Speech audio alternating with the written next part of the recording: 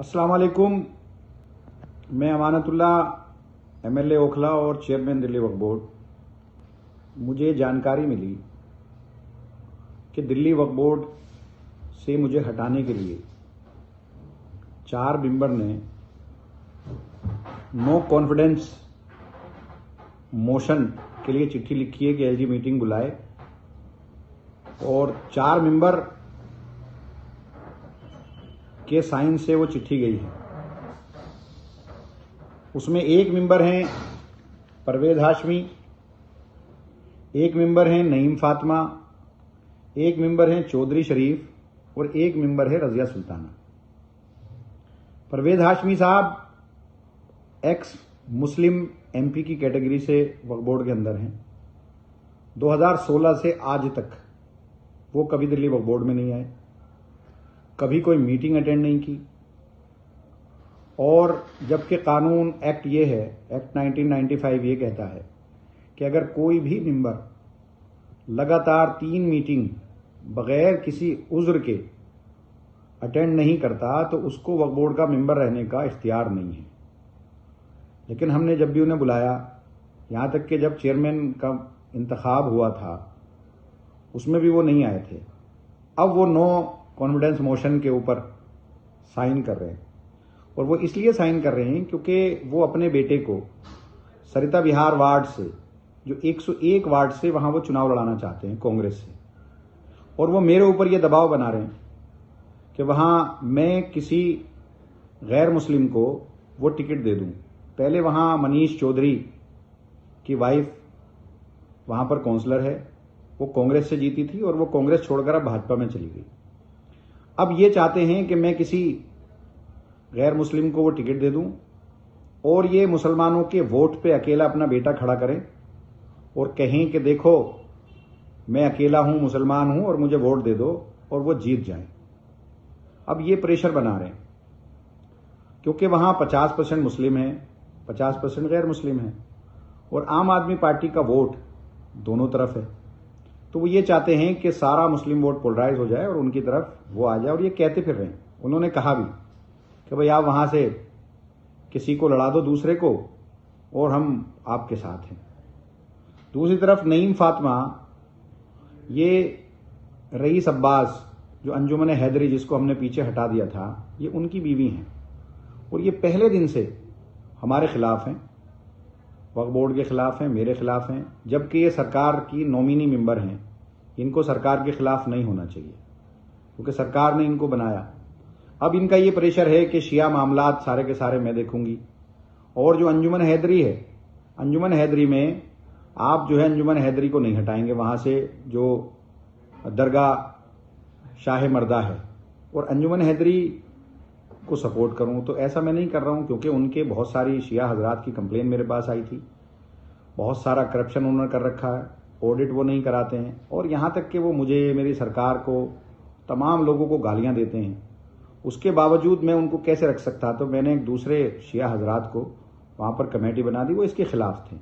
और पीछे उन्होंने, जहां तक मेरी जानकारी है कि वो कल्वे जव्वाद साहब उसमें हैं, और कल्वे जव्वाद साहब ने अभी बीजेपी को लखनऊ के अंदर सपोर्ट किया है, सपोर्ट का ऐलान किया है, और उनकी सपोर्ट के बदले में भाजपा ने पहले तो वो जो हमने कमेटी बनाई थी उसको सुपरसीड किया। अब वो वक्फ बोर्ड को, मुझे चेयरमैनशिप को किसी भी तरह से सुपरसीड करना चाहती है। तीसरी चौधरी शरीफ, और जहां तक कि मुझे एक कंप्लेन भी मिली थी कि भाई नईम फातिमा जो है वो शिया स्कॉलर नहीं है।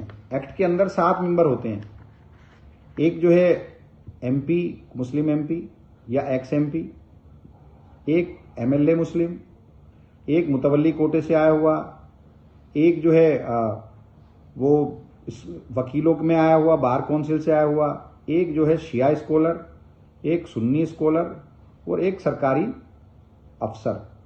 कोई भी 3 नॉमिनेटेड होते हैं, 4 इलेक्टेड होते हैं। तो नईम फातिमा की ये कंप्लेन थी, मेरे पास शिया हजरात की कंप्लेन आई थी कि ये जो हैं शिया स्कॉलर नहीं है, जबकि एक्ट के अंदर ये है कि शिया स्कॉलर होना जरूरी है, यानी कि किसी भी रिकॉग्नाइज यूनिवर्सिटी से या मदरसे से कोई भी जो है सर्टिफिकेट चाहिए आलमियत का, जो उनके पास नहीं था। वो एक मैंने चिट्ठी 4/9/2019 को भी लिखी कि भाई सरकार इसके डॉक्यूमेंट्स बताए और अगर वो डॉक्यूमेंट्स उनके पास नहीं हैं तो इनको बर्खास्त करे, क्योंकि जिस कैटेगरी से वो आई हैं अगर वो कैटेगरी नहीं है तो वो नहीं बैठता है। और अभी कुछ दिन पहले कुछ लोगों ने, इन्हीं की कम्युनिटी के कुछ लोगों ने हाई कोर्ट में वो गए हैं और हाई कोर्ट ने ये ऑर्डर किया है कि 6 हफ्ते के अंदर अंदर एलजी साहब जो है वो डिसाइड करें कि भाई ये इनकी जो एप्लीकेशन है वो डिसाइड करें। लेकिन अभी कई महीने हो गए, अभी तक वो डिसाइड नहीं किया। अब तीसरे मेंबर हैं चौधरी शरीफ। चौधरी शरीफ साहब मुतवल्ली कोटे से आए हुए हैं। अब जिस वो नर्सरी मस्जिद से मेंबर बन के आए हैं वो उनका टाइम खत्म हो गया था, तो वो मेरे पास आए। मैंने उनको 5 साल के लिए उनको मेंबर बना दिया और मैंने बोर्ड में रख दिया, सदर बना दिया उस कमेटी का। अब बोर्ड ने उनको नहीं माना और उस कमेटी को सुपरसीड कर दिया। अब वो चिट्ठी भी हमने सरकार को लिखी हुई है कि भाई जब एक आदमी मुतवल्ली कोटे से आया, जैसे मैं एमएलए था और जब मैं एमएलए नहीं रहा तो मुझे सरकार ने हटा दिया ऐसे ऑर्डर से कि आप दोबारा से अब मेंबर बनेंगे, दोबारा से इलेक्शन होगा, आप मेंबर कोटे से आएंगे। और तब मैं मेंबर कोटे से आया और बाद में मैं चेयरमैन बना। अब ऐसे ही मुतवल्ली कोटा क्योंकि इलेक्टेड है, अब मुतवल्ली नहीं रहा, वो कमेटी नहीं रही, डायरेक्ट वक्फ बोर्ड के कंट्रोल में है, तो उनको वो अब मेंबर नहीं है। तो हमने ये चिट्ठी लिखी है कि 27/12/2021 को कि भाई ये इनको हटा दिया जाए, क्योंकि ये है नहीं, इनकी जगह पर दूसरा कोई मेंबर, ये हट गए हैं, ये रहे नहीं है ऑटोमेटिकली। अब इनकी जगह पर किसी दूसरे मेंबर को जो है वो बना दिया जाए और इलेक्शन करा करके दूसरा मेंबर आ जाए। और चौथी मेंबर जो है वो रजिया सुल्ताना है। रजिया सुल्ताना को नॉमिनेट हमारी सरकार ने किया था, हमारे उनसे बड़े अच्छे ताल्लुकात थे, लेकिन वो मुझ पर इस बात का प्रेशर बना रही थी कि भाई एक तो प्रेशर ये था कि मुझे दरगाह बख्तियार काकी का चेयरमैन बना दिया जाए, वो हमने बना दिया। फिर अब दूसरा उनका ये था कि मैं मौजपुर से चुनाव लड़ना चाहती हूं और पार्टी मुझे मौजपुर से कैंडिडेट बनाए, मौजपुर वार्ड से। अब मैं तो भाई बना नहीं सकता, जो है पार्टी बनाएगी, पार्टी तय करेगी कि कौन जीत सकता कौन नहीं जीत सकता। लेकिन वो अब मुझ पर ये प्रेशर बना रही थी कि भाई मुझे वहां से टिकट दो। अब एक कंप्लेन मेरे पास वहां के मेंबरान की, जहां ये दरगाह बख्तियार काकी की चेयरमैन है, वहां से मुझ पर कंप्लेनें आती थी। अभी कुछ दिन पहले मेरे पास कुछ बाउचर आए जिसमें तकरीबन 5 लाख रुपया इन्होंने अपने लिए लिया। अपने बेटे की, 2 बेटों की वहां से वो सैलरी ले रही थी। मैंने उनको मना किया कि देखो भाई आप बेटे की सैलरी नहीं रख सकते, वक्फ बोर्ड का एक्ट ये कहता है कि आप अपने बेटे को, भाई को, बहन को, साले को, बहनोई को नहीं रख सकते, फर्स्ट ब्लड रिलेशन में आप नहीं रख सकते, तो आप वहां मत रखिए। लेकिन इन्होंने वहां अपने 2 बेटे जीशान और दूसरा इमरान, दोनों की सैलरी वहां से ले रही थी, 18,000-20,000 रुपया एक की। उसके अलावा एमसीडी में भी एक काम करता है इनका बेटा इमरान, उसके बावजूद सैलरी वहां से ले रही थी, जीशान की सैलरी ले रही थी। और ये बाउचर पे बाकायदा 5 लाख रुपए के ये बाउचर हैं जिस पर इन्होंने अपने लिए पैसे लिए। इनकी कुछ रिकॉर्डिंग्स मेरे पास हैं जो ये पैसे मांग रही हैं 50-50 हजार रुपए के, मैं सिंगापुर जा रही हूं मुझे 50,000 रुपए दे दो, मैं मुंबई जा रही हूं मुझे मुंबई के टूर के लिए इन्होंने 50,000 रुपए लिए।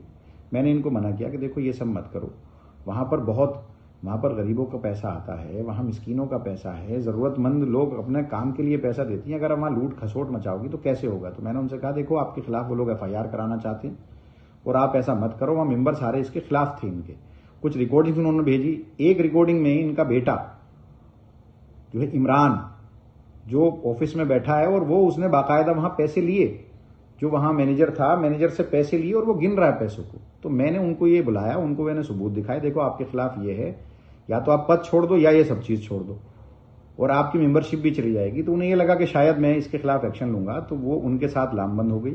और चौधरी मतीन के यहाँ ये बहादुर अब्बास गया था।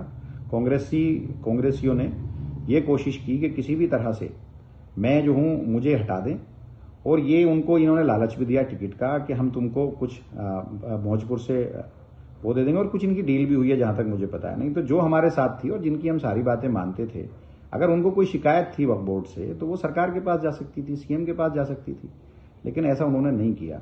अब ये सारे लोग इस चीज की साजिश कर रहे हैं कि किसी भी तरह से वक्फ बोर्ड से मुझे हटा दिया जाए। तो मैं पूछना चाहता हूं, मैं परवेज हाशमी साहब, आप 2016 से आज तक वक्फ बोर्ड नहीं है, आप ऑटोमेटिकली मेंबर बन जाते हैं, लेकिन आज ऐसा क्या पड़ा कि आपको जो है उस पर नो कॉन्फिडेंस मोशन पे साइन करना पड़ा। चलो बहादुर अब्बास की बहन नईम फातिमा का तो समझ में आता है, चौधरी शरीफ का भी समझ में आता है, क्योंकि इन दोनों को तो हम हटाना चाहते हैं। चलिए, उनका भी समझ में आता है कि रजिया सुल्ताना टिकट चाहती हैं, लेकिन आपके पीछे ऐसा क्या था?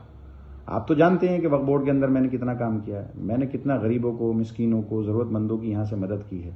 ये लोग चाहे जितनी भी कोशिश कर लें, ना हम हारने वाले, ना हम डरने वाले। अगर ये चेयरमैनशिप नहीं रहेगी तो क्या जाता है, क्या फ़र्क पड़ता है? मैं तो कुछ कमाता नहीं यहाँ से, मेरा तो अपना कोई इंटरेस्ट नहीं है। मैं तो लोगों की मदद के लिए यहाँ बैठा हूँ और लोगों की मदद कर रहा हूँ, और वो इंशाल्लाह वैसे भी करता रहूँगा। शुक्रिया। इन्हीं बातों के साथ मैं अपनी बात करूँ।